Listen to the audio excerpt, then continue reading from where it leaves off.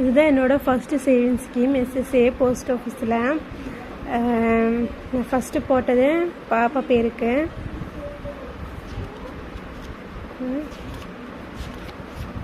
இருக்கேன்.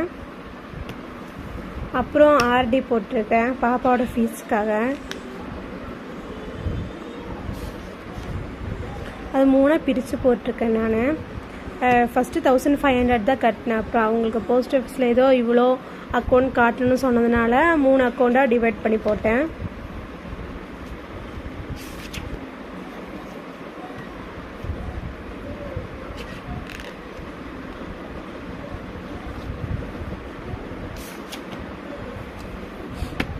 அதுக்கப்புறம் ஒரு சேவிங்ஸ் அக்கௌண்ட் ஓப்பன் பண்ணேன் SBயில்.